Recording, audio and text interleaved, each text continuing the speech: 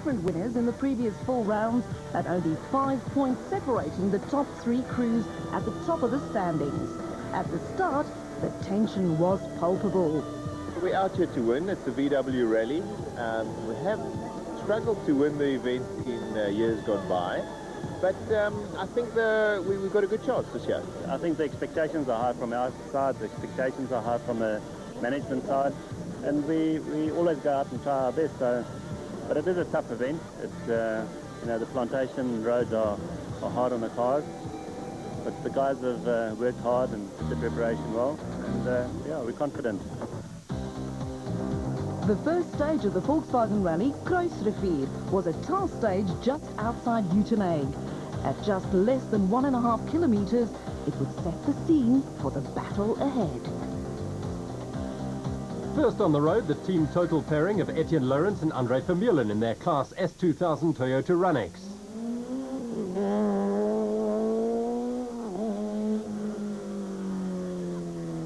They set a benchmark time of 1 minute 10 seconds, so Johnny Gemmell and Peter Marsh in their Castrol Toyota Runex knew what to aim for. Gemmell and Marsh went 2 seconds slower. Jürgen Fecken and Pierre Aries in their BP Volkswagen Polo then set the fastest time, which was equalled by Jan Habbich and Douglas Judd in the second factory BP Volkswagen Polo. Reigning champions Enzo Kuhn and Guy Hodgson in the third factory BP Volkswagen Polo were up next. Let's take a ride on board. Go. Chicane to the right. Chicane right, the double chicane. Into T right. Now T right. 300, right 9. That's 200, right 9. 100, right 9, 150, right 9, 100, right 9, 250, chicane to the left, 200 now, 100, chicane left, chicane to the left, into T right, go right, 100, chicane to the right, chicane to the right, and now go T left. Now you must go left. Now go left, left, left. Chicane to the right. Chicane to the right is turn left. Now turn left. Go left. Keep it going. Okay. 1:07. And that was the fastest time on this stage so far. Championship leaders Serge Damso and Robert Paisley in their Castrol Toyota Runex up next. And they set an equal time to Kuhn and Hodgson. Jean-Pierre Damso, the son of Serge, and co-driver Kobus Frey in their team total Toyota Runex were 2 seconds off the pace at the end of stage 1. The first of the Class N4 runners, Fernando Reuter and Gerard Snyman, in their team total Mitsubishi Evo 9. They set a time of 1 minute 13 seconds. Privateers John and Douglas Williams in their Gumerback S2000 Volkswagen Polo, just 1 second slower than the stage winners. Reigning production car champions Nicholas Ryan and Schalk van Heerden in their Boselback Subaru Impreza, 1 second faster than Reuter and Snyman. Production car championship leaders Fisser Duplessis and Dave Lefkowitz in their Pertec Creepy Crawly Subaru WRX STI. They set the fastest time in class on this stage. Making a welcome comeback after some illness, Paul Pfeiffer along with Cindy Harding in their Mitsubishi Lancer Evo 6, equaling the time set by Duplessis and Lefkowitz. Class A7 championship leaders Mark Cronier and Chris Birkin in their Castrol Toyota Runex, amazingly setting the same time as the top production cars. Also in Class A7, Barry Grobelaar and Grant Martin in their Sasselback VW Golf 4. They were 3 seconds slower in this stage than Cronier and Birkin. So at the end of stage 1, Damso and Kuhn held the joint lead, just 2 seconds ahead of Habbich and Fecken, while Duplessis and Pfeiffer shared the N4 lead on the same time as Cronier in A7. Stage 2 was another tar affair, Winterhoek, just outside Uitenhage over just more than 3.5 kilometers. With time so close after the opening stage, seconds would make the difference here. Despite being a Friday morning, many spectators lined the stage and the country's top rally drivers didn't disappoint them. Just 2 seconds off the pace, Jürgen Fecken and Piri Aris, who took their first ever overall win in the Zulu Rally in May and were lying third in the championship, put foot. Equally determined to stamp down their authority, former champions Jan Habig and Douglas Judd. Coming off a win in the previous event, the total international, but 13 points down in the championship, they needed to get right up there. Having won a rally earlier this season on the road, only to be penalised for technical infringement, Etienne Lorenz and Andre Vermeulen were determined to get their first legitimate win of the season in the bag.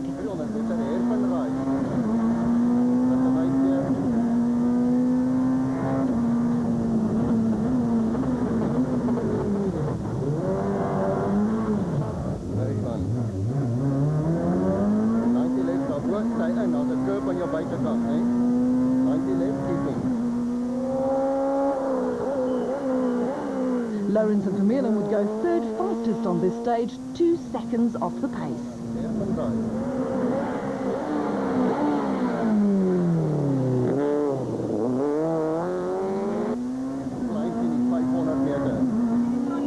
Johnny Gemmell and Peter Marsh won the Sassel Rally in April, courtesy of the Lorenz penalty, but had 2 non-finishes in the following 2 events, so they were looking at turning their run of bad luck around. Joint early leaders Enzo Kuhn and Guy Hodgson came into the Volkswagen Rally second in the championship, just 4 points down, but had not won a rally yet, so this event was their chance of putting the record straight, and they duly went fastest on the stage. But the old firm of Serge Damso and Robert Paisley, championship leaders after a win in 2 seconds in the first 4 events, were not done yet. It was a masterclass in driving skills, and the pair won the stage to take a 1-second lead. Creating a lot of interest and making its debut on the national rally scene, albeit not in a point-scoring capacity, the 2-litre diesel-powered 4-wheel drive Golf 5 in the hands of Heinrich Laafgaan and Johan van den Merwe. Nicholas Ryan and Schalk van Heerden, coming into the Volkswagen Rally second in the production car championship, could not afford to lose touch with the early class N4 leaders.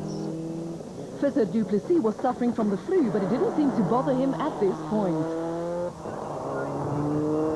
Fernando Reuter and Gerard Snyman won the N4 fight on this stage. Tony Ball and Alan Bissett in their A7 Bulwer Park Golf were looking to strengthen their position from 4th in the class standings before this event. Their first national championship run in the ex-Etienne Lorenz Class A7 AWI Racing Toyota for Mike Nathan and Dean Riedlinghuis. Cronier and Birkin extended their lead in Class A7 by setting a time on par with the top N4 runners. But Barry Grobler and Mike Burrows had to push-start their car after a starter motor failure, losing 15 minutes in the process. Musa and Dearlove in their Class N3 Team Total Toyota Runex came off a run of 3 non-finishers and were running conservatively. Pizzachi and Lagranti in the same class pushing hard. So Damso won the stage by 1 second over Kuhn, with Gemmell and Lorenz just a second further back. It was clear the competitive nature of top-class rallying in South Africa was in play again, with just 6 seconds covering the top 8 crews. Stage 3 was 4 laps around Aldo Scrimanti racetrack, going in the conventional direction, but with the cars passing through the pit lane. This was the third of the opening 4 tarmac stages, putting a premium on handling and grip. Any mistake would be severely punished. Jan Habig and Douglas Judd had been running a conservative setup for the first 4 tar stages, which accounted for their relative lack of pace up to now, and the Scribanti stage would be no exception, the former champions dropping another few seconds to the front runners. Gemmell and Marsh had been pretty competitive so far. This is their first season in the top class of South African rallying, and they have taken to the demands of the S2000 like the proverbial ducks to water. They went a second quicker than the works Volkswagen crews on this stage. Etienne Lorenz and Andre Vermeulen just loved throwing a rally car around a racetrack, and they showed just how determined they were to stay in touch with the front runners. On this stage, they went a second quicker than Gemmell and Marsh.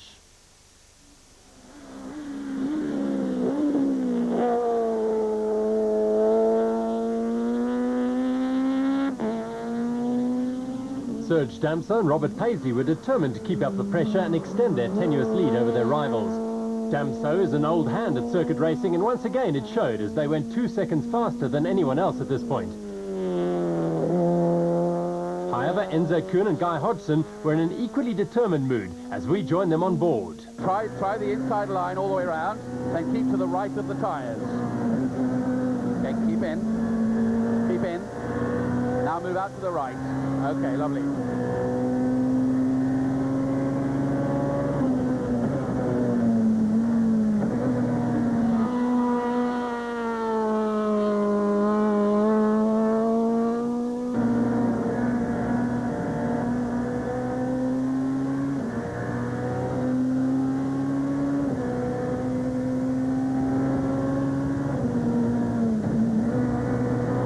Flat, that is. Not a natural circuit racer, Kuhn showed them how to do it by going a second faster than everyone else. In the N4 battle, Western Cape pairing Paul Pfeiffer and Cindy Harding were settling in after Paul's two-event absence. Not that it showed, as they were not far off the class pace at all. Fernando Reuter and Gerard Snyman were locked in a fierce battle for the N4 lead and pushed as hard as they could. After two consecutive class wins, Visser Du Plessis and Dave Leskowitz were on a roll, and they took the stage victory by a comfortable 4 seconds, although Visser still needs to learn about racing lines. The giant killers of South African rallying, Mark Cronje and Chris Birkin, once again took the Class A7 stage win to extend their lead. They've won their class on every event so far this season. So Kuhn won the stage by 1 second over Damso, which meant the two were level pegging again in the overall standings. Du Plessis took the Class N4 stage win, where another exciting battle was brewing. Stage 4 took the rally to a new development area near Roland Park outside Port Elizabeth. The original distance had to be shortened due to the tarmac still being wet. With a shortened stage distance, not much was bound to change. The only challenge for the crews to avoid the curves on the outside of some of the corners.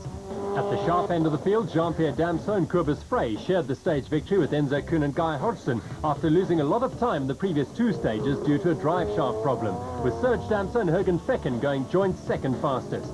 In N4, Visser Du Plessis extended his lead over Fernando Reuter by 6 seconds, while Paul Pfeiffer moved into contention with a good run. With the tarmac stages behind him and the real rallying about to start, things couldn't be closer. Kuhn's joint stage win meant he was leading Damso by a single second, with nothing between the other front runners. In fact, in Class S2000, only 23 seconds separated the top 7 teams, with the unfortunate Damso Jr. and Frey now well out of the reckoning. In the production car category, a similarly intriguing battle was developing, with Du Plessis 12 seconds clear of Reuter. Cronje led Nathan in Class A7 with a nice battle going on between Du Toit and Trott in A6. Same thing in A5 between Kleinberg and Mearns. Stage 5, the first on dirt, was another new stage. At just less than 9 kilometres, it used the new oval track and some of the roads surrounding it. Could this see the first break of the stranglehold? A rally team is only as good as its crew. Having opted to replace the entire suspension for the dirt stages, Kuhn and Hodgson's crew illustrates how it's done. In practice, prior to the rally, the entire job took 28 minutes, and under pressure, the team performed even better.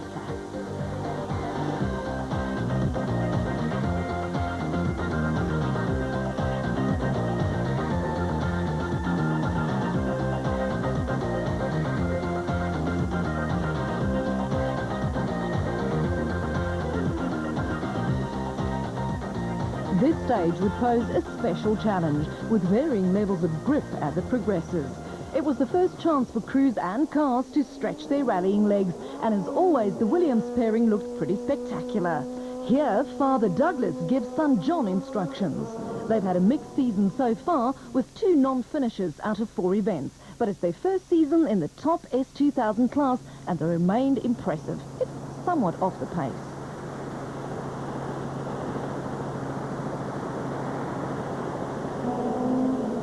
Going 11 seconds faster than the Williams pairing, John Gemmell and Peter Marsh.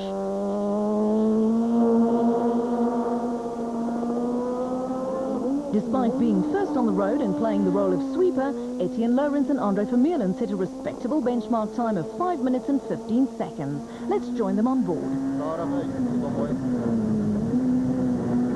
Left 2. C320 over King.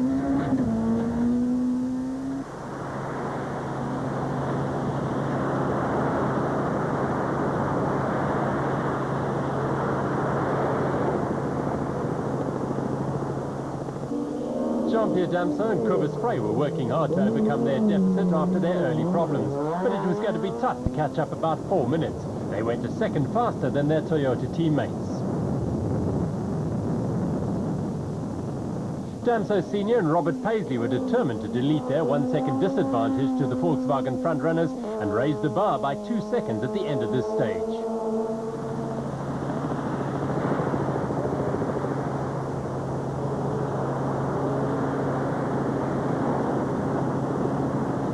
Serge and Robert were clearly on it and enjoying the battle in their opposition's backyard.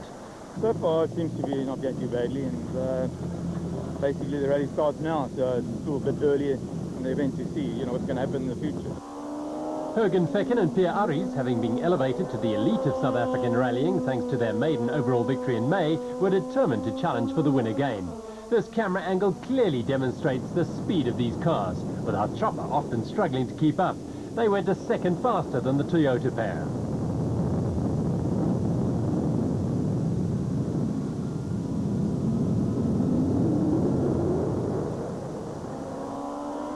The spectacular Jan Habich and Douglas Judd also wanted to play, and as always, they were great value for money.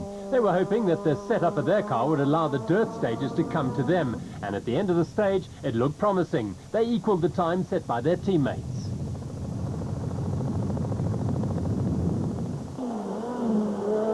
But nobody would eclipse Enzo Kuhn and Guy Hodgson, who won the stage and extended their lead by 3 seconds. Was Enzo enjoying it? The pressure's on. We're trying hard.